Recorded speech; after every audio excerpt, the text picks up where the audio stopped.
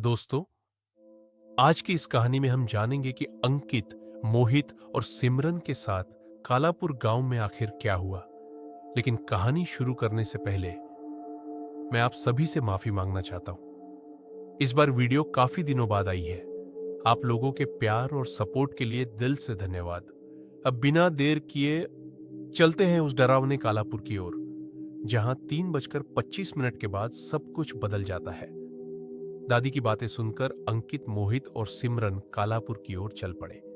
जैसे ही उन्होंने गांव की सीमा पार की, अजीब सी ठंडी हवा चलने लगी। सड़क सुनसान थी, लेकिन फिर भी उन्हें ऐसा लग रहा था जैसे कोई उन्हें घूर रहा हो।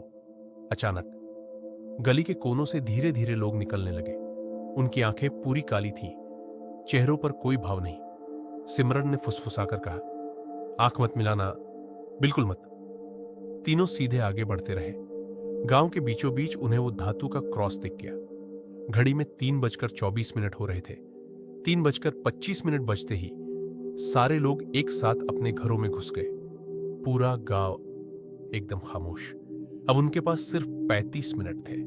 अंकित ने गिनकर 10 कदम दक्षिण और 13 कदम उत्तर लिए। जगह तय होते ही मोहित ने कांपते हाथों से जमीन खोदना शुरू किया। 2 फीट नीचे फावड़ा किसी सख्त चीज से टकराया। चांदी का डिब्बा। ताला तोड़ा गया। अंदर आधा फटा कागज था। सिमरन ने उसे जेब में रखा और तीनों भागते हुए वापस लौटने लगे। 4 बजने में सिर्फ 10 मिनट थे। वे जैसे तैसे झोपड़ी पहुंचे। दादी अंधेरे में बैठी थी। उन्होंने बिना कुछ बोले दूसरा आधा कागज उनकी ओर बढ़ा दिया। तीनों तुरंत वहां से निकल गए। अब उन्हें शिव मंदिर पहुंचना था। पुराना टूटा हुआ मंदिर, चारों तरफ सन्नाटा। घड़ी में 3:52। अंकित ने दोनों कागज जोड़े। पूरा मंत्र बन चुका था। तीनों ने मिलकर मंत्र का उच्चारण शुरू किया। जैसे जैसे गिनती बढ़ रही थी, हवा तेज होती जा रही थी। गांव की तरफ से भयानक चीखों की आवाजें आने लगी।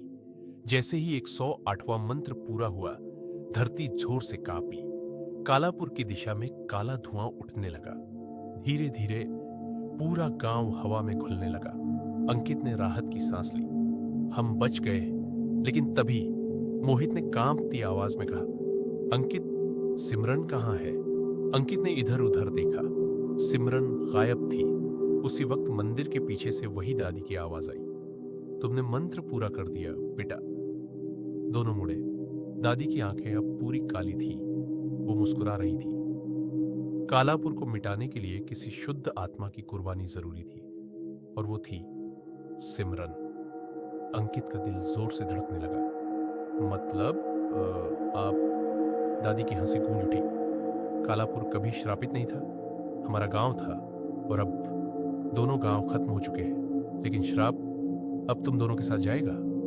अचानक मंदिर की दीवारें टूटने लगी। आसमान काला हो गया, और अगले ही पल सब कुछ गायब।